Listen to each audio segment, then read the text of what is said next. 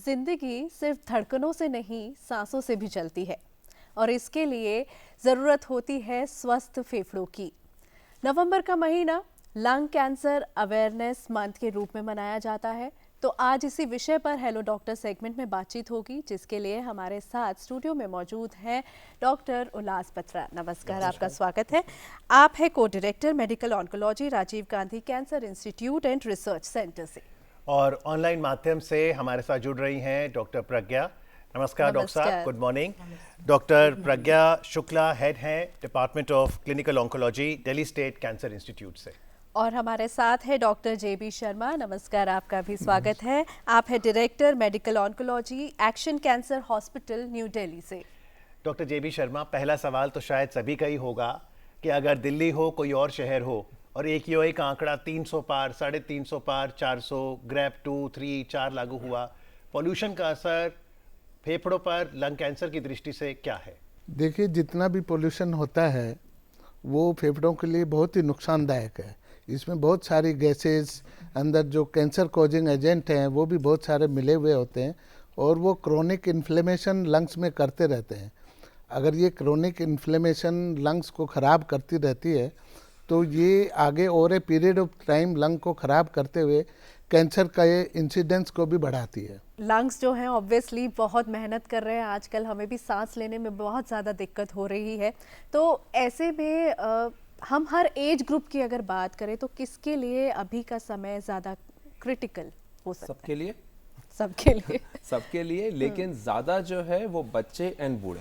देखिए, बच्चों में इसलिए क्योंकि उनके लंग्स जो हैं वो पूरे डेवलप नहीं होते हैं, और बूढ़ों में इसलिए क्योंकि उनके लंग्स ऑलरेडी डैमेज हो चुके होते हैं। तो मैं कहीं पढ़ रहा था, आप ये सोचिए कि आपके पास एक सैंड मार्क है, रेक पेपर है, आप उसी को अपने रोज खुरसते रहिए तो वो घाव कभी हील नहीं होगा। तो PM 2.5 जो है, जो ये स्मॉल गंदे मॉलिक्यूल्स हम इनहेल कर रहे हैं, ये रोज हमारे को जो है वो हमारे को सैंड पेपर की तरह एक इन्फ्लेमेशन कर रहे हैं, जो कि कैंसर बन सकता है। बच्चे और बूढ़े, जिन किसी ने पहले स्मोकिंग कर रखी है, जिनकी पैसिव स्मोकिंग की हिस्ट्री है, जिनको डायबिटीज है, ब्लड प्रेशर है, उनके लिए बहुत ज्यादा खराब है, बाकी सबके लिए खराब है। जी डॉक्टर प्रज्ञा शुक्ला, क्या प्रिवेंटिव मेजर्स सिटीजन्स ले सकते हैं ताकि उनकी लंग हेल्थ अच्छी रहे? देखिए, प्रिवेंटिव मेजर्स में ये है कि आपको जितना अपने लेवल पे आप कम एयर पोल्यूटेंट्स कंट्रीब्यूट करें, that is the best, you know. So आप एक तो EV यूज़ करें इफ़ पॉसिबल, एंड कम जो पब्लिक ट्रांसपोर्ट हैं उसको यूज़ करें। And I have to tell you one thing, it is not an issue of Chhath पर्व and of Diwali, it should be year round an issue that we should be having a non-polluted या minimum pollution वाली air.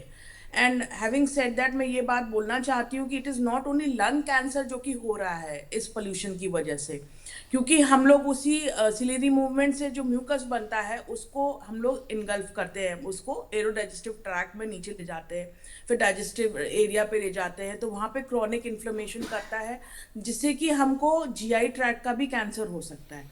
फिर उसके बाद जब blood में ये pollutants जाते हैं तो रेस्ट ऑफ द बॉडी में ये सर्कुलेट होते हैं, तो ये बॉडी में कहीं पर भी आपका कैंसर कर सकते हैं। जी, so the point you are making is pollution not just is a cause for lung cancer, perhaps almost all cancers. लेकिन आज लंग कैंसर पर यदि आप डॉक्टर से कोई सवाल करना चाहें तो हमें फ़ोन कीजिए। हमारा नंबर है 011 दिल्ली का STD कोड और number 23097532। 011 is our code and number is 23097532। तो डॉक्टर उल्लास, अगर हम लंग कैंसर की इंसिडेंस की बात करें, शुरुआती लक्षण क्या होते हैं अगर किसी को लंग कैंसर हो रहा है तो? सर, शुरुआती लक्षण किसी को खांसी होना, किसी को सांस फूलना, छाती में दर्द होना, बलगम में खून आना। अगर ये सिम्टम आपको 1 महीने से ज़्यादा परसिस्ट करते हैं, या साथ में वज़न लॉस हो रहा है, पीछे पीठ में दर्द हो रहा है, आवाज़ चेंज हो रही है, अगर ये सिम्टम 1 महीने से ज़्यादा परसिस्ट करते हैं तो प्लीज़ अपने डॉक्टर के पास जाइए। और एक बात मैं और कहना चाहूँगा कि हमारे यहाँ पे ये सिम्टम होने के बाद कोई भी डॉक्टर और कोई भी पेशेंट बिलीव नहीं करना चाहता है कि उसे कैंसर है, तो एम्पेरिकल ATD दे देते हैं। मतलब आप 6 हफ्ते के लिए, 8 हफ्ते के लिए TB की दवाई खाइए, नहीं ठीक होगा तो फिर देखते हैं। ये जो फिर देखते हैं एम्पेरिकल ATD से, ये आपका कैंसर फर्स्ट स्टेज से लेके 4th स्टेज तक पहुंच जाता है। एम्पेरिकल ATD क्या हुआ? मतलब विदाउट किसी टेस्ट के, विदाउट बायोप्सी के जो है हमने टीबी की दवाई दे दी जी। वो गलत है। आप अगर अपने डॉक्टर के पास जाइए, स्कैन कराइए, एक्सरे कराइए, सीटी कराइए, अगर बोलते हैं तो बायोप्सी जरूर कराइए और उसके बाद ही अपना इलाज कराइए। जी डॉक्टर, जैसा कि लंग कैंसर और टीबी दोनों के सिम्टम्स कुछ कुछ सिमिलर हैं, पर ऐसा क्यों कहा जाता है कि जो लंग कैंसर है जल्दी से पकड़ में नहीं आता है? लंग कैंसर जब शुरुआत होती है तो बिल्कुल एक सेल का म्यूटेशन होता है, उसी के बहुत सारे सेल्स इकट्ठे होते हैं। जब 1 सेंटीमीटर का लंग का कैंसर होता है, उसको एक्सरे पे आप एक सिर्फ नोड्यूल की तरह ही देख पाएंगे, उसमें बहुत ज़्यादा सिम्टम्स होते नहीं हैं। सिर्फ कफ हो सकती है, पेशेंट को थोड़ा बहुत कभी कभार ब्लड में खून भी, मतलब बलगम में भी खून आ सकता है।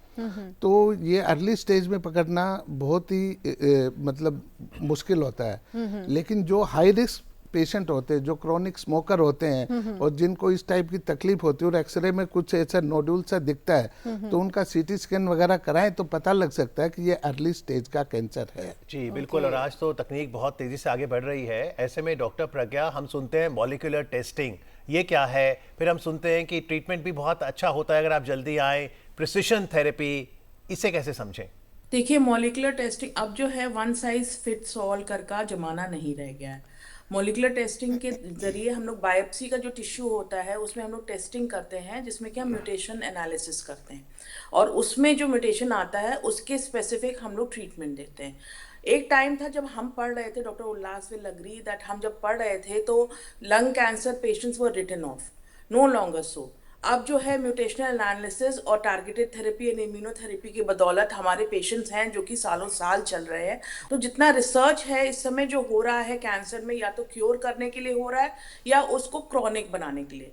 क्रॉनिक बनाने का मतलब ये है जैसे कि हम लोगों को डायबिटीज़ होती है, हाइपरटेंशन होता है, थायराइड की प्रॉब्लम होती है, ठीक है डिजीज़ हो गई, बट उसका एंड नहीं होता है वो लाइफ का। हम दवा तरह जिंदगी दवा खाते रहते हैं और ठीक रहते हैं। So that is what is happening. जी एक कॉलर हमारे साथ मध्य प्रदेश से जुड़े हैं, कैलाश जी। हेलो। मुझे बचपन से लंग कैंसर, अस्थमा है। क्या अस्थमा आगे चल के ओल्ड एज में लंग कैंसर में कन्वर्ट हो सकता है? डॉक्टर उल्लास। नहीं जी, अस्थमा लंग कैंसर में कन्वर्ट नहीं होता है। पर अगर आपका अस्थमा सिविरिटी में चेंज हो रहा है, मान लीजिए कि पहले आपको जो है 2 पफ लेने से ठीक हो जाते थे, अब आपको दिख रहा है कि आपको जो है वो 2 पफ से ज्यादा 4 पफ की जरूरत पड़ रही है, तो प्लीज अपने आप को इन्वेस्टिगेट कराइए। लेकिन अगर अस्थमा किसी को है, there is a less than 2% chance कि वो कैंसर में कन्वर्ट होगा। डॉक्टर साहब, जैसे अब अगर AQI जैसे आज सुबह 381 है तो पफ बढ़ जाते हैं फिर? मैंने यही बोला सर, 1 महीने से 2 महीने से ज्यादा रहे, आप अपने बॉडी को सबसे ज्यादा अच्छी तरह जानते हैं। इस मौसम में तो सर सबको कफ है, मेरी भी होश से वॉइस चेंज हो रही है, लेकिन अगर यही आपको 1 महीने से ज्यादा रहे, साथ में मान लीजिए वेट लॉस हो रहा है, कुछ है, आप अपने शरीर को सबसे अच्छी तरह जानते हैं। Anything which is not normal उसको इन्वेस्टिगेट कराइए। जी डॉक्टर, लंग कैंसर को लेकर एक और धारणा है कि ये कंटेजियस है, क्या ये सच में कंटेजियस है? नहीं, कोई भी कैंसर कंटेजियस होता नहीं है। ये इन्फेक्शन ही होते हैं जो कंटेजियस होते हैं। फॉर एग्जांपल, किसी को अगर लंग कैंसर है और उसको साथ में ट्यूबरकुलोसिस भी हो गया है तो वो स्प्रेड हो सकती है। बाकी लंग कैंसर ऐसे स्प्रेड नहीं। डॉक्टर शर्मा, अगर किसी को ट्यूबरकुलोसिस डायग्नोज हुई, क्या वो ज्यादा वल्नरेबल है कि उसे आगे चल के लंग कैंसर हो सकता है?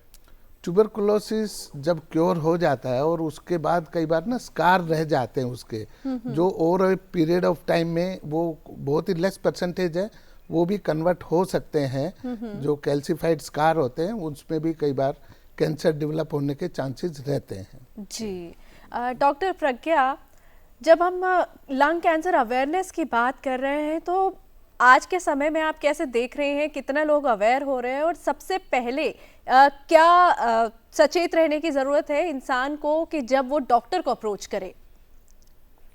देखिए, जो हम अपने इंस्टीट्यूट में देख रहे हैं और डेटा भी बता रहा है कि लंग कैंसर अब मेल्स की, पुरुषों की बीमारी नहीं रह गई है। दूसरा, पहले ये ओल्डर जनरेशन में होती थी, हम 50 इयर्स 40 इयर्स के ऊपर के लोगों को देखते थे। अभी हमने हाल ही अपने इंस्टीट्यूट का डेटा एनालाइज किया और हम देख रहे हैं कि जो ये प्रोग्रेशन लेटली जो है ये सब यंगर पॉपुलेशन में भी आ रहा है। रही बात कि क्या चीज़ के लिए सचेत रहना है, उसमें एक तो ये है कि क्योंकि हमारे एमबीबीएस के पाठ्यक्रम में अनफॉर्चुनेटली ऑन्कोलॉजी उतने अच्छे से कवर नहीं होती है। तो आप जब भी एक डॉक्टर के पास जाएं तो वो ऑन्कोलॉजी ट्रेंड या प्रेफरेबली उसके पास डिग्री हो ऑन्कोलॉजी में, उसके पास जाएं। क्योंकि जो हमारे एमबीबीएस एमडी जो नॉर्मल एमडी एमएस हैं उनके पाठ्यक्रम में नहीं इन्वॉल्व है ऑन्कोलॉजी इतने डेप्थ में, तो वो पॉइंट मिस हो जाता है। और थोड़ा सोचने का भी नजरिया भी होता है कि जो नॉर्मल वाले डॉक्टर्स होते हैं एमडी एमएस नॉन ऑन्कोलॉजी वाले, नॉर्मल से मतलब है नॉन ऑन्कोलॉजी, उनका जो है वो नॉन ऑन्कोलॉजी डिजीजेस की तरफ दिमाग ज्यादा जाता है बनस्पत उसके कि ऑन्कोलॉजी डिजीज। जी बिल्कुल, स्पेशलाइजेशन का ज़माना है तो बहुत ज़रूरी है कि आप सही सलाह लें। इस समय पंजाब से रजत जी हैं डॉक्टर शर्मा फोन लाइन पर। हेलो। हेलो जी गुड मॉर्निंग, सवाल पूछिए। हाँ जी सर, मैंने पता करना था कि जो लंग कैंसर में स्टीम लेना कोई बेनिफिट करता है?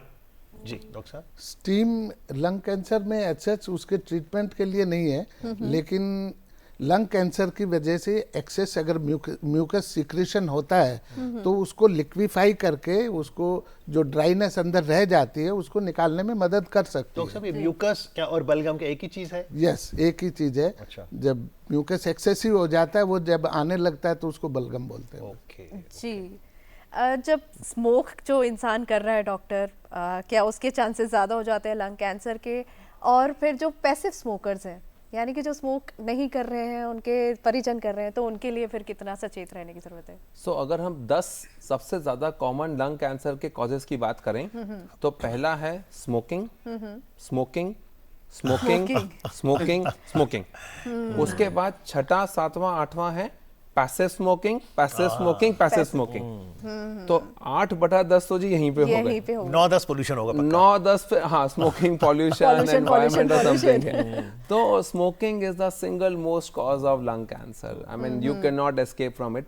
पैसिव स्मोकिंग के बारे में आपने बोला, अक्सर लोग इसको बहुत ही डाउन प्ले करते हैं। अगर मैं स्मोक नहीं करता हूं और मेरे परिवार में कोई और करता है तो मेरे चांसेस लंग कैंसर के होने के 30% ज्यादा बढ़ जाते हैं। Imagine, just because you could not say no, your still chances 30% high, which is criminal. और इसीलिए बहुत जरूरी है, अगर आपको कोई सलाह देता है कि स्मोकिंग छोड़ दीजिए तो ये मत कहिए कल से छोड़ूंगा, आज से अभी से प्रयास करिए। और इसमें प्रोफेशनल हेल्प भी अवेलेबल है, कैसे वीन आउट किया जाए। फिलहाल एक कॉलर है फोन लाइन पर। हेलो। हेलो। हेलो जी नमस्कार, अपना सवाल पूछिए।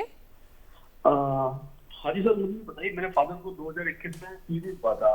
तो टीबी तो रुक गया था, मतलब कंप्लीट हो गया था, मतलब टीबी की जो वॉल्यूम लूज नहीं होती है। उसके बाद उनको लंग फाइब्रोसिस हो गया अभी 2025 में। तो फिर मतलब काफी खांसी आ रही है, मतलब वो कैसे, मतलब कुछ रोक सकते हैं कि मतलब ये बढ़ता जाएगा, कैसे क्या क्या करेंगे उसका प्रिकॉशन? ट्यूबरकुलोसिस एक बैक्टीरियल इन्फेक्शन है, उसका एक लिमिटेड टाइम फ्रेम होता है जो फिक्स है, 9 महीने का, किसी को 12 महीने तक का भी करते हैं। उससे लंग फाइब्रोसिस होने के चांसेस कम होते हैं। अगर किसी को लंग फाइब्रोसिस है तो उसको कुछ अंडरलाइंग और कोई ऑटो इम्यून डिजीज भी हो सकती है। तो उसका बायोप्सी अगर करते हैं लंग की तो उससे हम पता लगा सकते हैं कि किस टाइप का ये फाइब्रोसिस है। डॉक्टर साहब, लंग फाइब्रोसिस हुआ क्या? लंग फाइब्रोसिस में मतलब ये होता है कि लंग की एक्सपेंशन की कैपेसिटी है वो धीरे धीरे कम होती जाती है। जैसे लंग फुल्ली एक्सपेंड हो जाता है वो फिर बहुत थोड़ा सा ही होता है। तो अगर एक्सपेंड हो तो मैं ढंग से सांस ले पाऊंगा, और नहीं अगर फिब्रियोसिस है तो नहीं है तो फिर ऑक्सीजन कम जाएगी। अभी अगर हम एक सांस में 900 मतलब 2-3 लीटर एयर ले लेते हैं तो उस टाइम पे वो 1 लीटर ही जाएगी। पर आप कह रहे हो लंग फिब्रियोसिस अगर डायग्नोस किया गया है उसका एज सच कैंसर से कोई लेना देना नहीं। लेकिन एक सवाल जो बार बार आता है, बायोप्सी, और उसकी धारणा बहुत है डॉक्टर साहब कि अगर बायोप्सी कराऊंगा तो उसके कोई परिणाम, साइड इफेक्ट्स? तो सबसे पहली बात, अगर आप ओपीडी में 100 लोगों को बोलते हैं कि जी बायोप्सी करा लो, सबसे पहले 70 लोग तो भाग जाते हैं कि जी बायोप्सी नहीं कराएंगे, अगर बायोप्सी कराएंगे तो कैंसर फैल जाएगा। इससे बड़ी मिथ्या नहीं है, बायोप्सी कराने से कैंसर नहीं फैलता है। देखिए, जब तक आप अपने दुश्मन को जानेंगे नहीं, आप उसे पहचानेंगे कैसे, उसे ट्रीट कैसे करेंगे? मैं हमेशा लोगों को एग्जांपल देता हूँ, Sachin Tendulkar is a fantastic cricketer, महानतम बैट्समैन, उनसे आप बायोलॉजी की स्टडीज करा लीजिए, और हमारे बेस्ट डॉक्टर जो हैं उनसे आप क्रिकेट खिलवा लीजिए। तो आपको हॉर्सेस फॉर कोर्सेस करना है। जो काम वो कहते हैं ना, जिसका काम उसी को साजे, दूसरा करे तो उल्टा बाजे। कई दवाइयां, जैसे डॉक्टर प्रज्ञा मैडम ने बताया कि कुछ ओरल दवाइयां होती हैं। इनफैक्ट लंग कैंसर में 40% लोगों को हम लोग ओरल दवाई दे सकते हैं, 30% लोगों को हम इम्यूनोथेरेपी दे सकते हैं। पर जब तक हमें बायोप्सी नहीं होगी, हम उसका एनालिसिस नहीं कराएंगे। कहां से लेते हैं लंग कैंसर के लिए बायोप्सी? सर, जो सबसे ज्यादा एक्सेसिबल एरिया होता है, जैसे कई लोगों के लिम्फ नोड्स होते हैं गले में, आपको सीटी स्कैन की भी जरूरत नहीं पड़ती। कई बार अगर लंग के अंदर जाना है तो ब्रोंकोस्कोपी हो जाती है। It is as simple a procedure, OPD procedure आधे घंटे में हो जाता है सर, कोई प्रॉब्लम नहीं, नॉट एट ऑल सर। जो दर्द सर एक नीडल का यहाँ के लिए होता है वही होता है सर, और कुछ नहीं होता। करा के दफ्तर चले जाओ। सर मैं लोगों को बोलता हूँ, आप ब्लड सैंपल हर बंदा देता है तो क्या आपका खून रिश्ता रहता है? नहीं। तो जैसे नीडल वो होती है, वही नीडल ये होती है। Biopsy is the single most important thing जो आपके लंग कैंसर को अच्छी ट्रीटमेंट करा सकती है। और जैसे मैडम ने बताया, लोगों का सर्वाइवल आजकल स्टेज 4 में भी 8 साल 9 साल से भी ऊपर हो रहा है। ये तो बहुत ही राहत की खबर है। इस समय एक और कॉलर है फोन लाइन पर। हेलो, मेरे फेफड़ों में दिक्कत है। ओके। और मैं सांस चढ़ती है बहुत, चढ़ने में भी, और लेटता हूँ जब तो मैं मुश्किल हो जाती है लेटना। आपकी उम्र कितनी है? मेरी उम्र 74 होगी। जी, आपने डॉक्टर को दिखाया है? डॉक्टर को दिखाया, इन्फेक्शन बता देते हैं क्या इन्फेक्शन, अब ये हम तो जानते नहीं। जी, डॉक्टर प्रज्ञा, या जो ये देखिए, एक तो इनकी सांस चढ़ने की बहुत सारे कॉजेस हो सकते हैं, तो इनका ब्लड टेस्ट में एनीमिया तो नहीं है, ये भी इनको देखना है। लंग में इनको सीओपीडी, बिकॉज काफ़ी एज बता रहे हैं, ये सीओपीडी और ऐसी कोई डिजीज तो नहीं है। So all these things have to be ruled out. एक हमारा होता है एक स्क्रीनिंग सीटी स्कैन होता है, जिसमें कि बहुत लो डोज का रेडिएशन होता है। स्क्रीनिंग सीटी स्कैन करा के ये पता कर सकते हैं कि कैंसर तो नहीं कहीं डेवलप हो रहा है, ये सारी चीज़ें हो सकती है। और अगर कोई नोड्यूल्स मिलता है हमको स्क्रीनिंग सीटी स्कैन में, तो हमें उसका बायोप्सी कराना चाहिए। तो बायोप्सी, हम केवल रेडियोलॉजिकल इन्वेस्टिगेशन पे डायग्नोस नहीं कर सकते हैं कैंसर को, हमें उसको एस्टैब्लिश कर, रेडियोलॉजिकली हमें मिलेगा, फिर हमको उसको कंफर्म करना होता है बायोप्सी करा के। जी डॉक्टर, अगर किसी की सर्जरी हुई है लंग कैंसर को लेकर और वो क्योर हो गया है, तो क्या चांसेस होते हैं कि वो दोबारा से ट्रिगर हो सकता है? और अगर ऐसा होता है तो फिर क्या किया जाता है? देखिए, जिनका अगर सर्जरी हुई है, इसका मतलब वो अर्ली स्टेज का कैंसर था, इसलिए उसकी सर्जरी होगी। अर्ली स्टेज में भी डिपेंड करता है कि कौन सा टाइप का है। अब लंग कैंसर भी 2 टाइप का होता है, एक non small cell lung cancer, एक स्मॉल सेल लंग कैंसर। दोनों में ही वापिस आने की बहुत ज़्यादा संभावनाएं रहती है। तो कुछ जो सर्जरी होने के बाद कुछ हम स्पेशल, जैसे डॉक्टर उल्लास ने बताया कि special personalise treatment, oral tablet भी दे सकते हैं कि नहीं दे सकते, तो उस पर हम जो ट्यूमर निकाला है उसके ऊपर जेनेटिक एनालिसिस करते हैं। उसमें अगर हमें कुछ फैक्टर मिलते हैं तो हम उनको बीमारी वापस ना आए इसके लिए कुछ टैबलेट भी देते हैं, कुछ इम्यूनोथेरेपी, इम्यूनोलॉजिकल ड्रग्स हैं वो भी देते हैं, और कुछ को हम वैसे ही ऑब्जर्वेशन के लिए रखते हैं। तो जिनको सर्जरी हुई है उनको हम रेगुलर फॉलोअप में रखते हैं कि कहीं उनका वही कैंसर वापस ना आ जाए या दूसरे वाले फेफड़े में नया कैंसर ना डेवलप हो जाए। जी, मुंबई चलते हैं डॉक्टर साहब, जहां से अगले कॉलर फोन लाइन पे हैं। हेलो, मेरा सवाल ये है कि लंग कैंसर की जो बात चल रही है, तो जो हम लोग घर में अगरबत्ती लगाते हैं, मैं ऑफिस में अगरबत्ती लगाता हूँ, या फिर हम लोग धूप जलाते हैं घर में, तो बहुत सारा धुआं हो जाता है, तो उसके वजह से कुछ लंग डैमेज होने का चांसेस है? जी डॉक्टर साहब, बहुत ज़्यादा एविडेंस नहीं है इसमें। काफ़ी लोग बोलते हैं हवन करने से, अगरबत्ती जलाने से सब कुछ हो जाता है, बहुत ज़्यादा एविडेंस नहीं है। बट मैं हमेशा ये बोलता हूँ, कोई भी चीज़ मॉडरेशन में की जाए वो ठीक है। दिन में 4 बार हवन करेंगे, कुछ भी निकलेगा तो इशू रहेगा, बट मॉडरेशन में की हुई हर चीज़ ठीक है। जी, बहुत स्ट्रॉन्ग एविडेंस नहीं जी बिल्कुल। और आज तो क्योंकि सोशल मीडिया पे इतने इन्फ्लुएंसर्स दिखते हैं, तो बहुत ज़रूरी है कि हम सही जानकारी से जुड़े। पर डॉक्टर साहब, जो हमने इलाज की बात की, कैंसर की बात होती है तो कीमोथेरेपी का जिक्र होता है, तो कीमोथेरेपी क्या है? क्या इसमें ओरल टैबलेट है, क्या नसों में दवाई है, क्या लंग कैंसर के लिए बहुत अच्छी है, या फिर डेट्रीमेंटल भी हो सकती है किसी के लिए कीमो? सो मैं लास्ट क्वेश्चन पहले लूंगा। अच्छा, डेट्रीमेंटल तो किसी के लिए नहीं होती। अच्छा, ठीक है। अब सिस्टमिक ट्रीटमेंट हमारे तरह 3 तरह की होती है, या होती है कीमोथेरेपी, या होती है टारगेट थेरेपी, या होती है इम्यूनोथेरेपी। मान लीजिए आपको इस कमरे में आना है, आपके पास सारे दरवाजे बंद हैं, आप इस दरवाजे को तोड़ दीजिए, आपको भी चोट लगी, दरवाजे को भी चोट लगी, कीमोथेरेपी। अच्छा। अच्छे सेल भी मरते हैं, बुरे सेल भी मरते हैं। अच्छा। आपके पास इस साले की चाबी है, आप डायरेक्टली चाबी से लेके जो है वो अंदर आ जाइए। Target therapy. इम्यूनोथेरेपी मतलब आपके पास अंदर लोग हैं, आप उनको बोलो भैया अंदर से मेरा दरवाजा खोल दो। अच्छा। आप अंदर के सेल्स को स्ट्रेंथन कर रहे हैं। तो इम्यूनोथेरेपी फिर चॉइस होनी चाहिए number 1। Immunotherapy, target therapy in that order. But sir सबको काम नहीं करती ना सर। अच्छा। अब आपके पास में चाहे ताजमहल की चाबी हो पर वो यहाँ तो नहीं लगेगी ना सर। तो इसी के लिए बायोप्सी करते हैं, इसी के लिए एनजीएस करते हैं, उसी से मालूम चलता है। एनजीएस नेक्स्ट जनरेशन सीक्वेंसिंग होती है, जो मॉलिक्यूलर एनालिसिस होते हैं कि वो प्रॉब्लम उनको क्यों हुई। अगर हम लंग कैंसर की बात करें सर, तो 100 में से 40-45 लोगों को ओरल गोली, 30% लोगों को इम्यूनोथेरेपी और सिर्फ 20-30% लोगों को ही कीमोथेरेपी जो है वो दी जाती है। तभी लंग कैंसर का सर्वाइवल, जैसे डॉक्टर प्रज्ञा ने बोला, जो पहले सिर्फ 8 से 12 महीने था, आज लोग 30%, 40% लोग 5 साल भी निकाल जाते हैं। बट प्लीज डॉक्टर के पास जाइए, बायोप्सी कराइए, टेस्ट कराइए। इस समय MK दवे जी हैं फोन लाइन पर। हेलो, सवाल ये है कि जो है कैंसर का स्टेज कैसे पता करें? जी डॉक्टर शर्मा। कैंसर, अगर लंग कैंसर को अगर हम डायग्नोस कर लेते हैं बायोप्सी से, तो उसकी स्टेजिंग के लिए हम पेट स्कैन करते हैं। पेट स्कैन कहीं पे अवेलेबल नहीं हो तो सीटी चेस्ट, एब्डोमेन और बोन स्कैन भी कर सकते हैं। तो इससे हम देख सकते हैं कि कैंसर जो था लंग का प्राइमरी, वो कहाँ पे स्प्रेड है। कितनी स्टेजेस होती हैं डॉक्टर साहब? स्टेज 4 होती हैं, स्टेज 1, 2, 3 एंड 4। तो लंग कैंसर अगर लंग से लिम्फ नोड में चला जाता है तो जनरली दूसरी और तीसरी स्टेज में होता है।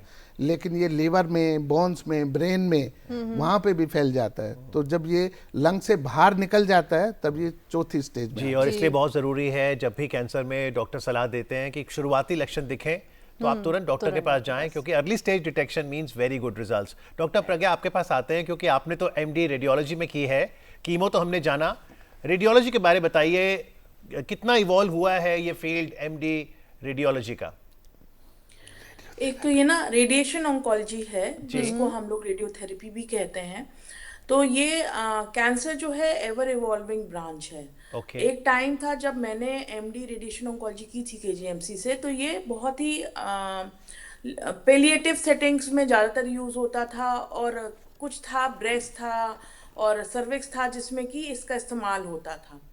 फिर उसके बाद मैंने जब टाटा मेमोरियल में उसका हाई प्रिसिजन किया रेडियोथेरेपी, जिसमें कि सारे नई चीज़ें आई, IMRT आई, IGRT आई, SBRT आया, तो अब ये बहुत टारगेटेड अप्रोच, जैसे हमको डॉक्टर उल्लास ने बहुत अच्छे तरीके से बहुत अच्छा एग्जाम्पल लेके, डॉक्टर उल्लास ये बहुत अच्छा एग्जाम्पल आपने यूज़ किया है, हमको कैसे टारगेटेड इम्यूनो और कीमोथेरेपी यूज़ करना चाहिए। ऐसे जैसे ये प्रिसिजन थेरेपी आई है, वैसे ही रेडिएशन ऑन्कोलॉजी में भी प्रिसिजन थेरेपी आई है। अब हम जितने जो पुरानी जमाने की रेडिएशन ऑन्कोलॉजी होती थी, जिसमें कि चमड़ी काली हो जाती थी, बहुत सारी साइड इफेक्ट्स आते थे, अब हमारी जो लेटेस्ट टेक्नोलॉजी है उसमें वो सब नहीं होता है। हम टारगेट करते हैं और हाई डोज दे पाते हैं उस जगह पे जहाँ की कैंसर है।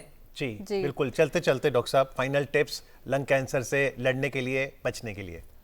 So first and the foremost important thing is please don't smoke. अगर आपने स्मोकिंग चालू नहीं की है तो प्लीज मत चालू कीजिए, अगर चालू कर दी है तो बंद कर दीजिए।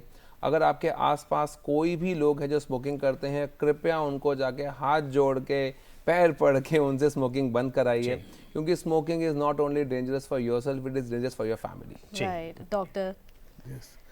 सबसे इम्पोर्टेंट तो स्मोकिंग ही है। बाकी उसके अलावा जो दूसरे और रीजन्स हैं, जैसे पॉल्यूटेड एयर है, इसको तो हम चेंज नहीं कर सकते, लेकिन आप मिनिमम इस एयर को लें। इसके लिए आप वर्क फ्रॉम होम कर सकते हैं, घर में ही अपना एयर प्यूरिफायर भी लगा के रह सकते हैं, खासकर बच्चे और बूढ़ों के लिए तो ये बहुत जरूरी है। डॉक्टर प्रज्ञा, डाइट या लाइफस्टाइल? देखिए, डाइट जो है वो हमको नॉन इन्फ्लेमेटरी डाइट लेना चाहिए। हैविंग सेड दैट, ये क्योर नहीं करेगी डिजीज को, ये सब जो है सपोर्टिव चीज होती है। लाइफस्टाइल चेंजेस प्रिवेंट करेगा कैंसर का होना, बट एक बार कैंसर हो जाता है तो इन सब का केवल सपोर्टिव रोल रहता है। प्रिवेंशन में जरूर डाइट, लाइफस्टाइल, ये सब चीजें हेल्प करती हैं। जी बिल्कुल। Thank you very much doctor Pragya Shukla for joining us online, doctor JV Sharma और doctor Ullas Batra, thank you very much for joining. Thank you very much. Thank you so much.